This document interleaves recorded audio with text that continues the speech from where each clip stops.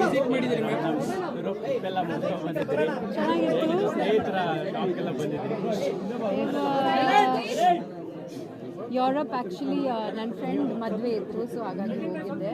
Short trip ಅಷ್ಟೇ and I feel relaxed. And ಇವತ್ತು Timbers and Threads showroom opening ಬಂದಿದ್ದೀನಿ and it looks nice. And ಕೋರ್ಮಂಗ್ಲದಲ್ಲ ಏನು ನೋಡಿದ್ರಿ ಮೇಡಮ್, ಏನು ಇಷ್ಟ? ಎಲ್ಲ ಚೆನ್ನಾಗಿದೆ. ದೇ ಹ್ಯಾವ್ ನೈಸ್ ಫರ್ನಿಚರ್ ಚೆನ್ನಾಗಿದೆ. ಫರ್ನಿಶಿಂಗ್ಸ್ ಅಷ್ಟು ನೋಡೋಕೆ ಆಗಲಿಲ್ಲ ನಾನು, but the furnitures all very nice, good quality and nicely done. ಮನೆ ಅಂದರೆ ಒಂದು ಕಲ್ಪನೆಗಳು ಇರುತ್ತೆ ಅಂತ ಹೆಂಗಿತ್ತು ಮೇಡಮ್ ನಿಮ್ಗೊಂದು ಕನಸಿನ ಮನೆ ಅಂತಂದರೆ ಹೆಂಗಿರಬೇಕು, ಕನಸಿನ ಪ್ಲ್ಯಾನ್ಸ್ ಅಂದರೆ ಹೆಂಗಿತ್ತು ಮ್ಯಾಮ್? ನಾನು ಯಾವಾಗಲೂ ಒಂದು ತೊಟ್ಟಿ ಮನೆ ಮಾಡಬೇಕಂತ ನಂಗೆ ತುಂಬ ಆಸೆ ಇತ್ತು. ಇನ್ನೂ ಆ ಆಸೆ ಇನ್ನೂ ನಿರ್ವಹಿಸಿಲ್ಲ, ನಾನು ನಿರ್ವಹಿಸಬೇಕು, ನೋಡೋಣ. ಮ್ಯಾಮ್ ಇದೆಲ್ಲರ ಜೊತೆಗೆ ಒಂದು ವಿಚಾರದ ಬಗ್ಗೆ ಮಾತಾಡಿ. ಅದೇ ದರ್ಶನ್ ಅವ್ರ ವಿಚಾರವಾಗಿ ಪ್ರತಿಕ್ರಿಯೆ ನೀಡ್ತಾ ಬಂದಿರಿ, ಸಾಕಷ್ಟು ಬೆಳವಣಿಗೆಗಳಾಯಿತು. ನೀವು ಪೊಲೀಸ್ ಸ್ಟೇಷನ್ ಮೆಟ್ಟಿರುವಂಥ ಅವರ ಅಭಿಮಾನಿಗಳ ವಿಚಾರ ಈಗಾಗಿರುವಂಥ ಅದಾದ್ಮೇಲೆ ಕೂಡ ಒಂದಷ್ಟು ಸಂದೇಶಗಳನ್ನ ತಾವು ಕೊಟ್ಟಿದ್ದೀವಿ. ಅದಾದ್ಮೇಲೆ ನಾನು ಏನು ಹೇಳಬೇಕಿಲ್ಲ ಹೇಳ್ಬಿಟ್ಟಿದ್ದೀನಿ ಮಾಲ್ತೇಶ್. ಏನು ಹೇಳಿದ್ ನಿಮಗೆ ಐ ಆಲ್ರೆಡಿ ಸೆಡ್.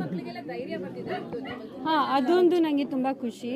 ಯಾಕಂದರೆ ಇದೆಲ್ಲ ಆದಮೇಲೆ ಕಾಮೆಂಟ್ ಸೆಕ್ಷನ್ ಸ್ವಚ್ಛ ಭಾರತ್ ಅಂತಲೇ ಹೇಳ್ಬೋದು.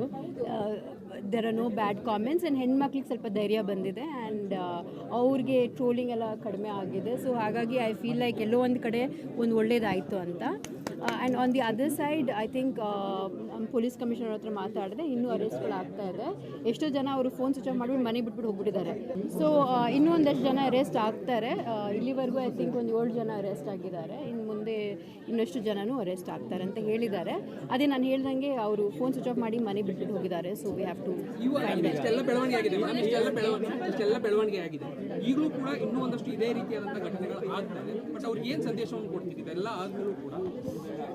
ಫಸ್ಟು ನಿಮ್ಮ ಲೈಫಲ್ಲಿ ಏನಾದರೂ ಒಂದು ಒಳ್ಳೇದು ಮಾಡಿ ಅಂತ ಕಲೀರಿ, ಒಳ್ಳೆ ಬುದ್ಧಿ ಕಲೀರಿ, ಲರ್ನ್ ಟು ರೆಸ್ಪೆಕ್ಟ್ ವಿಮೆನ್. ನಿಮ್ಮ ತಂದೆ ತಾಯಿನ ರೆಸ್ಪೆಕ್ಟ್ ಮಾಡಿ ಒಂದು ಒಳ್ಳೆ ಕೆಲಸ ನೋಡಿ ಬ್ಯುಸಿಯಾಗಿ ಅಂತ ನಾನು ಹೇಳೋಕ್ಕೆ ಇಷ್ಟಪಡ್ತೀನಿ. It's the idle brain that does all the it's idle brain is devil's workshop ಅಂತ ಹೇಳ್ತೀವಿ, ಇಂಗ್ಲೀಷಲ್ಲಿ ಒಂದು ಗಾದೆ ಇದೆ. ಹಾಗೆ ನಾವು ಸುಮ್ಮನೆ ಮನೇಲಿ ಕೂತಿರುವಾಗ ಅಥವಾ ಏನು ಕೆಲಸ ಇಲ್ಲದೆ ಇರುವಾಗ we start to think negative thoughts. So ಆಗಿಂದ ಆಗ್ತಾ ಇದೆ ಅನಿಸುತ್ತೆ ನನಗೆ. Yeah okay, thank you.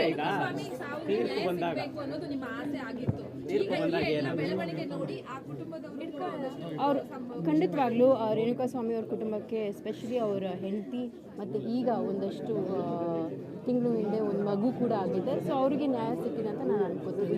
ನೋಡೋಣ ಮೇಡಮ್. ನಿನ್ನೆ ಒಂದು ನಿಮ್ಮ ಆಡಿಯೋ ಅನ್ನೋಂಥದ್ದು, ಹೌದು, ಅದು ಏನು ಕ್ಲಾರಿಟಿ ಆ್ಯಕ್ಚುಲಿ ಯಾವಾಗಿಂದು? ಆ್ಯಕ್ಚುಲಿ ನಾನು ವಿಚಾರವಾಗಿ ಮಾತಾಡಿದ್ವಿ. ಆ್ಯಕ್ಚುಲಿ ನಾನು ಏನು ಹೇಳಿದೆ ಅಂದರೆ ಒಂದು ಕಡೆ ನನಗೆ ದರ್ಶನ ಪರಿಚಯ ಅಲ್ವಾ, ನಾನು ಅವ್ರ ಜೊತೆ ಕೆಲಸ ಮಾಡಿದ್ದೀನಿ. ಸೊ ಅವರು ಒಂದು ಲೈಟ್ ಬಾಯ್ ಆಗಿ ಬಂದಿದ್ರು ಇಂಡಸ್ಟ್ರಿಗೆ. ತುಂಬ ಚೆನ್ನಾಗಿ ಅವ್ರು ಬೆಳೆದ್ರು ನಮ್ಮ ಇಂಡಸ್ಟ್ರಿನಲ್ಲಿ, ಒಳ್ಳೊಳ್ಳೆ ಹಿಟ್ಸ್ ಕೊಟ್ಟಿದ್ದಾರೆ ಆ್ಯಂಡ್ ಒಳ್ಳೆ ಹೆಸರು ಕೂಡ ಮಾಡ್ಕೊಂಡಿದ್ರು. ಸೊ ಆ ಒಂದು ಅವರು ಗ್ರೋತ್ ನೋಡಿ ನನಗೆ ಹೆಮ್ಮೆ ಆಗ್ತಾಯಿತ್ತು. ಯಾಕಂದರೆ ಏನು ಇಲ್ಲದೇವರು ಬಂದು ಇಂಡಸ್ಟ್ರಿನಲ್ಲಿ ಒಂದು ಒಳ್ಳೆ ಹೆಸರು ಮಾಡಿ ಒಂದು ಮಟ್ಟಕ್ಕೆ ಬೆಳೆದಿದ್ದಾರೆ ಅಂದರೆ ಒಂದು ಖುಷಿ ಆಗುತ್ತೆ. ಬಟ್ ಇವತ್ತು ನನಗೆ ಈಗ ಆಗದೆ ಹೋಗಿದ್ದಿದ್ರೆ ಇನ್ನೂ ಅಷ್ಟು ಚೆನ್ನಾಗಿರ್ಬೋದಾಗಿತ್ತು. ಆದರೆ ಅವ್ರ ಜೀವನ ಹಾಳು ಮಾಡಿಕೊಂಡ್ರು ಅಂತ ಅಲ್ಲಿಗೆ ನನಗೆ ಬೇಜಾರಾಯಿತು ಅಷ್ಟೇ.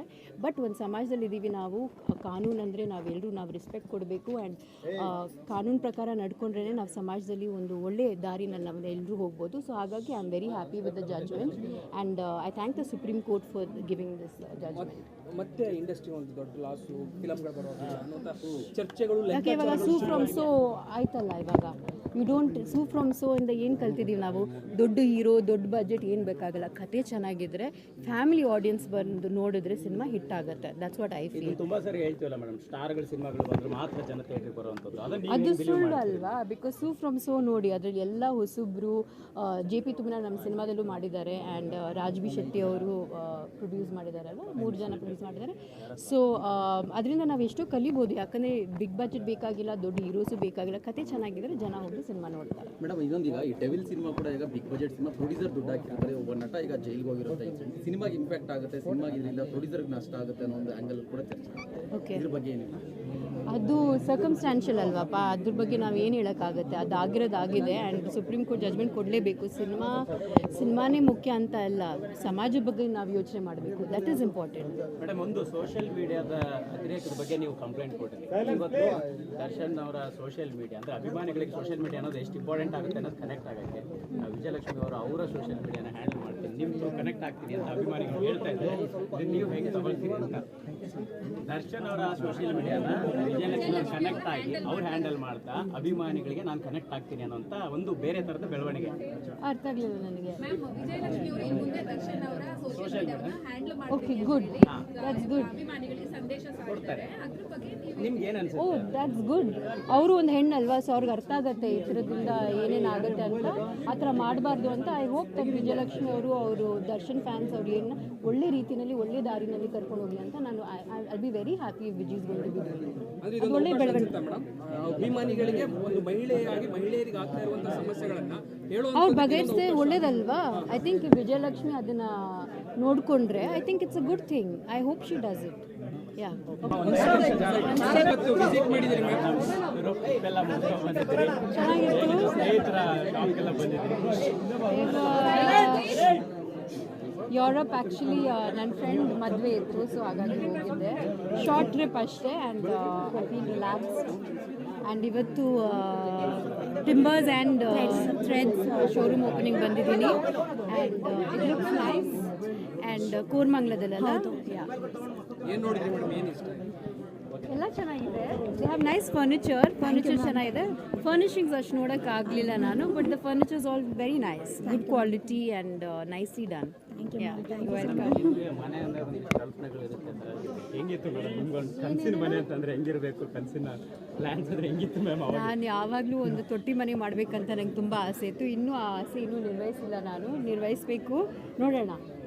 ಮ್ಯಾಮ್, ಇದೆಲ್ಲದರ ಜೊತೆಗೆ ಒಂದು ವಿಚಾರದ ಬಗ್ಗೆ ಮಾತಾಡಿ. ಅದೇ ದರ್ಶನ್ ಅವ್ರ ವಿಚಾರವಾಗಿ ಪ್ರತಿಕ್ರಿಯೆ ನೀಡ್ತಾ ಬಂದಿರಿ, ಸಾಕಷ್ಟು ಬೆಳವಣಿಗೆಗಳಾಯಿತು. ನೀವು ಪೊಲೀಸ್ ಸ್ಟೇಷನ್ ಮೆಟ್ಟಿರುವಂಥ ಅವರ ಅಭಿಮಾನಿಗಳ ವಿಚಾರ ಈಗಾಗಿರುವಂಥ ಅದಾದ್ಮೇಲೆ ಕೂಡ ಒಂದಷ್ಟು ಸಂದೇಶಗಳನ್ನ ತಾವು ಕೊಟ್ಟಿದ್ದೀರಿ. ಅದಾದ್ಮೇಲೆ ನಾನು ಏನು ಹೇಳ್ಬೇಕಿಲ್ಲ ಹೇಳ್ಬಿಟ್ಟಿದ್ದೀನಿ ಮಾಲ್ತೇಶ್. ಏನು ಹೇಳಿದ್ ನಿಮಗೆ ಐ ಆಲ್ರೆಡಿ ಸೆಡ್. ಹಾಂ, ಅದೊಂದು ನನಗೆ ತುಂಬ ಖುಷಿ. ಯಾಕಂದರೆ ಇದೆಲ್ಲ ಆದಮೇಲೆ ಕಾಮೆಂಟ್ ಸೆಕ್ಷನ್ ಸ್ವಚ್ಛ ಭಾರತ್ ಅಂತಲೇ ಹೇಳ್ಬೋದು. There are no bad comments and ಹೆಣ್ಮಕ್ಳಿಗೆ ಸ್ವಲ್ಪ ಧೈರ್ಯ ಬಂದಿದೆ ಆ್ಯಂಡ್ ಅವ್ರಿಗೆ ಟ್ರೋಲಿಂಗ್ ಎಲ್ಲ ಕಡಿಮೆ ಆಗಿದೆ. ಸೊ ಹಾಗಾಗಿ ಐ ಫೀಲ್ ಲೈಕ್ ಎಲ್ಲೋ ಒಂದು ಕಡೆ ಒಂದು ಒಳ್ಳೇದಾಯಿತು ಅಂತ. And on the other side I think police commissioner ಹತ್ರ ಮಾತಾಡಿದೆ, ಇನ್ನೂ ಅರೆಸ್ಟ್ಗಳಾಗ್ತಾ ಇದೆ. ಎಷ್ಟೋ ಜನ ಅವರು ಫೋನ್ ಸ್ವಿಚ್ ಆಫ್ ಮಾಡಿಬಿಟ್ಟು ಮನೆ ಬಿಟ್ಬಿಟ್ಟು ಹೋಗ್ಬಿಟ್ಟಿದ್ದಾರೆ. ಸೊ ಇನ್ನೂ ಒಂದಷ್ಟು ಜನ ಅರೆಸ್ಟ್ ಆಗ್ತಾರೆ. ಇಲ್ಲಿವರೆಗೂ ಐ ಥಿಂಕ್ ಒಂದು 7 ಜನ ಅರೆಸ್ಟ್ ಆಗಿದ್ದಾರೆ. ಇನ್ನು ಮುಂದೆ ಇನ್ನಷ್ಟು ಜನನೂ ಅರೆಸ್ಟ್ ಆಗ್ತಾರೆ ಅಂತ ಹೇಳಿದ್ದಾರೆ. ಅದೇ ನಾನು ಹೇಳ್ದಂಗೆ ಅವರು ಫೋನ್ ಸ್ವಿಚ್ ಆಫ್ ಮಾಡಿ ಮನೆ ಬಿಟ್ಬಿಟ್ಟು ಹೋಗಿದ್ದಾರೆ. ಸೊ ವಿ ಹ್ಯಾವ್ ಟು ಇಷ್ಟೆಲ್ಲ ಬೆಳವಣಿಗೆ ಆಗಿದೆ ಮೇಡಮ್, ಇಷ್ಟೆಲ್ಲ ಬೆಳವಣಿಗೆ ಆಗಿದೆ. ಈಗಲೂ ಕೂಡ ಇನ್ನೂ ಒಂದಷ್ಟು ಇದೇ ರೀತಿಯಾದಂಥ ಘಟನೆಗಳು ಆಗ್ತದೆ. ಬಟ್ ಅವ್ರಿಗೆ ಏನು ಸಂದೇಶವನ್ನು ಕೊಡ್ತಿದ್ದೀವಿ ಇದೆಲ್ಲ ಆದ್ಮೇಲೂ ಕೂಡ? ಫಸ್ಟು ನಿಮ್ಮ ಲೈಫಲ್ಲಿ ಏನಾದರೂ ಒಂದು ಒಳ್ಳೇದು ಮಾಡಿ ಅಂತ ಕಲೀರಿ, ಒಳ್ಳೆ ಬುದ್ಧಿ ಕಲೀರಿ, ಲರ್ನ್ ಟು ರೆಸ್ಪೆಕ್ಟ್ ವಿಮೆನ್. ನಿಮ್ಮ ತಂದೆ ತಾಯಿನ ರೆಸ್ಪೆಕ್ಟ್ ಮಾಡಿ ಒಂದು ಒಳ್ಳೆ ಕೆಲಸ ನೋಡಿ ಬ್ಯುಸಿಯಾಗಿ ಅಂತ ನಾನು ಹೇಳೋಕ್ಕೆ ಇಷ್ಟಪಡ್ತೀನಿ. It's the idle brain that does all the it's idle brain is devil's workshop ಅಂತ ಹೇಳ್ತೀವಿ, ಇಂಗ್ಲೀಷಲ್ಲಿ ಒಂದು ಗಾದೆ ಇದೆ. ಹಾಗೆ ನಾವು ಸುಮ್ಮನೆ ಮನೇಲಿ ಕೂತಿರುವಾಗ ಅಥವಾ ಏನು ಕೆಲಸ ಇಲ್ಲದೆ ಇರುವಾಗ we start to think negative thoughts. So ಆಗಿಂದ ಆಗ್ತಾ ಇದೆ ಅನಿಸುತ್ತೆ ನನಗೆ. Yeah, okay, thank you. ತೀರ್ಪು ಬಂದಾಗ ಅನ್ನೋದು ನಿಮ್ಮ ಆಸೆ ಆಗಿತ್ತು. ಈಗ ಈ ಎಲ್ಲ ಬೆಳವಣಿಗೆ ನೋಡಿ ಆ ಕುಟುಂಬದವರು ಅವರು ಖಂಡಿತವಾಗ್ಲೂ ರೇಣುಕಾಸ್ವಾಮಿ ಅವ್ರ ಕುಟುಂಬಕ್ಕೆ ಎಸ್ಪೆಷಲಿ ಅವರ ಹೆಂಡತಿ ಮತ್ತು ಈಗ ಒಂದಷ್ಟು ತಿಂಗಳು ಹಿಂದೆ ಒಂದು ಮಗು ಕೂಡ ಆಗಿದೆ. ಸೊ ಅವರಿಗೆ ನ್ಯಾಯ ಸಿಕ್ಕಿದೆ ಅಂತ ನಾನು ಅನ್ಕೋತೀನಿ. ನೋಡೋಣ. ಮೇಡಮ್, ನಿನ್ನೆ ಒಂದು ನಿಮ್ಮ ಆಡಿಯೋ ಅನ್ನೋಂಥದ್ದು ಅದು ಏನು ಕ್ಲಾರಿಟಿ ಆ್ಯಕ್ಚುಲಿ ಯಾವಾಗಿಂದು? ಆ್ಯಕ್ಚುಲಿ ನಾನು ದರ್ಶನ್ ಅವ್ರ ವಿಚಾರವಾಗಿ ಮಾತಾಡಿದ್ರಿ, ಸ್ನೇಹದ ವಿಚಾರವಾಗಿ ಮಾತಾಡಿದ್ರಿ. ಆ್ಯಕ್ಚುಲಿ ನಾನು ಏನು ಹೇಳಿದೆ ಅಂದರೆ ಒಂದು ಕಡೆ ನನಗೆ ದರ್ಶನ ಪರಿಚಯ ಅಲ್ವಾ, ನಾನು ಅವ್ರ ಜೊತೆ ಕೆಲಸ ಮಾಡಿದ್ದೀನಿ. ಸೊ ಅವರು ಒಂದು ಲೈಟ್ ಬಾಯ್ ಆಗಿ ಬಂದಿದ್ರು ಇಂಡಸ್ಟ್ರಿಗೆ. ತುಂಬ ಚೆನ್ನಾಗಿ ಅವ್ರು ಬೆಳೆದ್ರು ನಮ್ಮ ಇಂಡಸ್ಟ್ರಿನಲ್ಲಿ, ಒಳ್ಳೊಳ್ಳೆ ಹಿಟ್ಸ್ ಕೊಟ್ಟಿದ್ದಾರೆ ಆ್ಯಂಡ್ ಒಳ್ಳೆ ಹೆಸರು ಕೂಡ ಮಾಡ್ಕೊಂಡಿದ್ರು. ಸೊ ಆ ಒಂದು ಅವರು ಗ್ರೋತ್ ನೋಡಿ ನನಗೆ ಹೆಮ್ಮೆ ಆಗ್ತಾಯಿತ್ತು. ಯಾಕಂದರೆ ಏನು ಇಲ್ಲದೆ ಬಂದು ಇಂಡಸ್ಟ್ರಿನಲ್ಲಿ ಒಂದು ಒಳ್ಳೆ ಹೆಸರು ಮಾಡಿ ಒಂದು ಮಟ್ಟಕ್ಕೆ ಬೆಳೆದಿದ್ದಾರೆ ಅಂದರೆ ಒಂದು ಖುಷಿ ಆಗುತ್ತೆ.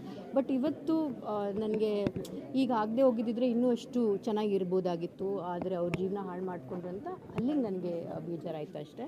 ಬಟ್ ಒಂದು ಸಮಾಜದಲ್ಲಿ ಇದ್ದೀವಿ ನಾವು, ಕಾನೂನು ಅಂದರೆ ನಾವು ರೆಸ್ಪೆಕ್ಟ್ ಕೊಡಬೇಕು ಆ್ಯಂಡ್ ಕಾನೂನು ಪ್ರಕಾರ ನಡ್ಕೊಂಡ್ರೇ ನಾವು ಸಮಾಜದಲ್ಲಿ ಒಂದು ಒಳ್ಳೆ ದಾರಿನಲ್ಲಿ ನಾವು ಎಲ್ಲರೂ ಹೋಗ್ಬೋದು. ಸೊ ಹಾಗಾಗಿ I am very happy with the judgment and I thank the Supreme Court for giving this judgment. ಮತ್ತೆ ಇಂಡಸ್ಟ್ರಿ ಒಂದು ದೊಡ್ಡ ಲಾಸು, ಫಿಲಮ್ಗಳು ಬರೋದು ಅನ್ನೋಂಥ ಚರ್ಚೆಗಳು ಯಾಕೆ ಇವಾಗ ಸೂ ಫ್ರಮ್ ಸೋ ಆಯ್ತಲ್ಲ, ಇವಾಗ you don't Su from So ಇಂದ ಏನು ಕಲ್ತಿದ್ದೀವಿ ನಾವು, ದೊಡ್ಡ ಹೀರೋ ದೊಡ್ಡ ಬಜೆಟ್ ಏನು ಬೇಕಾಗಲ್ಲ, ಕತೆ ಚೆನ್ನಾಗಿದ್ರೆ ಫ್ಯಾಮಿಲಿ ಆಡಿಯನ್ಸ್ ಬಂದು ನೋಡಿದ್ರೆ ಸಿನಿಮಾ ಹಿಟ್ ಆಗುತ್ತೆ. That's what I feel. ತುಂಬಾ ಸರಿ ಹೇಳ್ತೀವಲ್ಲ ಮೇಡಮ್, ಸ್ಟಾರ್ಗಳ ಸಿನಿಮಾಗಳು ಬಂದ್ರೆ ಮಾತ್ರ ಜನ ಥಿಯೇಟರ್ಗೆ ಬರುವಂಥದ್ದು, ಅದು ಸುಳ್ಳು ಅಲ್ವಾ? ಬಿಕಾಸ್ ಸೂ ಫ್ರಮ್ ಸೋ ನೋಡಿ, ಅದರಲ್ಲಿ ಎಲ್ಲ ಹೊಸಬ್ರು, JP ತುಮನ ನಮ್ಮ ಸಿನಿಮಾದಲ್ಲೂ ಮಾಡಿದ್ದಾರೆ ಆ್ಯಂಡ್ ರಾಜ್ ಬಿ ಶೆಟ್ಟಿ ಅವರು ಪ್ರೊಡ್ಯೂಸ್ ಮಾಡಿದಾರಲ್ವ, 3 ಜನ ಪ್ರೊಡ್ಯೂಸ್ ಮಾಡಿದ್ದಾರೆ. ಸೊ ಅದರಿಂದ ನಾವು ಎಷ್ಟೋ ಕಲಿಬೋದು, ಯಾಕಂದರೆ ಬಿಗ್ ಬಜೆಟ್ ಬೇಕಾಗಿಲ್ಲ, ದೊಡ್ಡ ಹೀರೋಸು ಬೇಕಾಗಿಲ್ಲ, ಕತೆ ಚೆನ್ನಾಗಿದ್ರೆ ಜನ ಹೋಗಿ ಸಿನಿಮಾ ನೋಡ್ತಾರೆ. ಮೇಡಮ್ ಇನ್ನೊಂದೀಗ ಈ ಡೆವಿಲ್ ಸಿನಿಮಾ ಕೂಡ ಈಗ ಬಿಗ್ ಬಜೆಟ್ ಸಿನಿಮಾ, ಪ್ರೊಡ್ಯೂಸರ್ ದುಡ್ಡು ಹಾಕಿರ್ತಾರೆ, ಒಬ್ಬ ನಟ ಈಗ ಜೈಲಿಗೆ ಹೋಗಿರುತ್ತೆ, ಸಿನಿಮಾಗೆ ಇಂಪ್ಯಾಕ್ಟ್ ಆಗುತ್ತೆ, ಸಿನಿಮಾಗೆ ಇದರಿಂದ ಪ್ರೊಡ್ಯೂಸರ್ಗೆ ನಷ್ಟ ಆಗುತ್ತೆ ಅನ್ನೋ ಒಂದು ಆ್ಯಂಗಲ್ ಕೂಡ ಚರ್ಚೆ. ಓಕೆ, ಇದ್ರ ಬಗ್ಗೆ ಏನಿಲ್ಲ, ಅದು ಸರ್ಕಮ್ಸ್ಟ್ಯಾನ್ಷಿಯಲ್ ಅಲ್ವಪ್ಪ, ಅದ್ರ ಬಗ್ಗೆ ನಾವು ಏನು ಹೇಳೋಕ್ಕಾಗುತ್ತೆ, ಅದು ಆಗಿರೋದಾಗಿದೆ ಆ್ಯಂಡ್ ಸುಪ್ರೀಂ ಕೋರ್ಟ್ ಜಜ್ಮೆಂಟ್ ಕೊಡಲೇಬೇಕು. ಸಿನಿಮಾನೇ ಮುಖ್ಯ ಅಂತ ಅಲ್ಲ, ಸಮಾಜದ ಬಗ್ಗೆ ನಾವು ಯೋಚನೆ ಮಾಡಬೇಕು, ದಟ್ ಈಸ್ ಇಂಪಾರ್ಟೆಂಟ್. ಮೇಡಮ್, ಒಂದು ಸೋಷಿಯಲ್ ಮೀಡಿಯಾದ ಅತಿರೇಕದ ಬಗ್ಗೆ ನೀವು ಕಂಪ್ಲೇಂಟ್ ಕೊಟ್ಟಿರಿ. ಇವತ್ತು ದರ್ಶನ್ ಅವರ ಸೋಷಿಯಲ್ ಮೀಡಿಯಾ ಅಂದರೆ ಅಭಿಮಾನಿಗಳಿಗೆ ಸೋಷಿಯಲ್ ಮೀಡಿಯಾ ಅನ್ನೋದು ಎಷ್ಟು ಇಂಪಾರ್ಟೆಂಟ್ ಆಗುತ್ತೆ ಅನ್ನೋದು ಕನೆಕ್ಟ್ ಆಗೋಕ್ಕೆ ವಿಜಯಲಕ್ಷ್ಮಿ ಅವರು ಅವರ ಸೋಷಿಯಲ್ ಮೀಡಿಯಾನ ಹ್ಯಾಂಡಲ್ ಮಾಡ್ತೀನಿ, ನಿಮ್ಮ ಕನೆಕ್ಟ್ ಆಗ್ತೀನಿ ಅಂತ ಅಭಿಮಾನಿಗಳು ಹೇಳ್ತಾ ಇದ್ದಾರೆ. ಇದನ್ನು ನೀವು ಹೇಗೆ ತಗೊಳ್ತೀರಿ ಅಂತ? ದರ್ಶನ್ ಅವರ ಸೋಷಿಯಲ್ ಮೀಡಿಯಾನ ವಿಜಯಲಕ್ಷ್ಮಿ ಅವರು ಕನೆಕ್ಟ್ ಆಗಿ ಅವ್ರು ಹ್ಯಾಂಡಲ್ ಮಾಡ್ತಾ ಅಭಿಮಾನಿಗಳಿಗೆ ನಾನು ಕನೆಕ್ಟ್ ಆಗ್ತೀನಿ ಅನ್ನೋಂಥ ಒಂದು ಬೇರೆ ಥರದ ಬೆಳವಣಿಗೆ. ಅರ್ಥ ಆಗಲಿಲ್ಲ ನನಗೆ. ಮ್ಯಾಮ್, ವಿಜಯಲಕ್ಷ್ಮಿ ಅವರು ಇನ್ನು ಮುಂದೆ ದರ್ಶನ್ ಅವರ ಸೋಷಿಯಲ್ ಮೀಡಿಯಾವನ್ನು ಹ್ಯಾಂಡಲ್ ಓಕೆ, ಮಾಡ್ತಾರೆ, ಗುಡ್, ದಟ್ಸ್ ಗುಡ್. ಅಭಿಮಾನಿಗಳಿಗೆ ಸಂದೇಶ ಸಾರ್ತಾರೆ. ಅದ್ರ ಬಗ್ಗೆ ನೀವು ನಿಮ್ಗೆ ಏನು ಅನ್ಸುತ್ತೆ? Oh, that's good. ಅವರು ಒಂದು ಹೆಣ್ಣಲ್ವಾ, ಸೊ ಅವ್ರಿಗೆ ಅರ್ಥ ಆಗುತ್ತೆ ಈ ಥರದಿಂದ ಏನೇನಾಗುತ್ತೆ ಅಂತ. ಆ ಥರ ಮಾಡಬಾರ್ದು ಅಂತ ಐ ಹೋಪ್ ದಟ್ ವಿಜಯಲಕ್ಷ್ಮಿ ಅವರು ದರ್ಶನ್ ಫ್ಯಾನ್ಸ್ ಅವ್ರು ಏನು ಒಳ್ಳೆ ರೀತಿಯಲ್ಲಿ ಒಳ್ಳೆ ದಾರಿನಲ್ಲಿ ಕರ್ಕೊಂಡು ಹೋಗಲಿ ಅಂತ ನಾನು I be very happy with is going to be ಅಂದ್ರೆ ಇದೊಂದು ಒಳ್ಳೆ ಅವಕಾಶ ಬೆಳವಣಿಗೆ. ಅನ್ಸುತ್ತಾ ಮೇಡಮ್, ಅಭಿಮಾನಿಗಳಿಗೆ ಒಂದು ಮಹಿಳೆಯರಿಗೆ ಆಗ್ತಾ ಇರುವಂತಹ ಸಮಸ್ಯೆಗಳನ್ನ ಅವ್ರು ಬಗೆಹರಿಸಿದ್ರೆ ಒಳ್ಳೇದಲ್ವಾ? ಐ ಥಿಂಕ್ ವಿಜಯಲಕ್ಷ್ಮಿ ಅದನ್ನ ನೋಡಿಕೊಂಡ್ರೆ I think it's a good thing. I hope she does it. Yeah.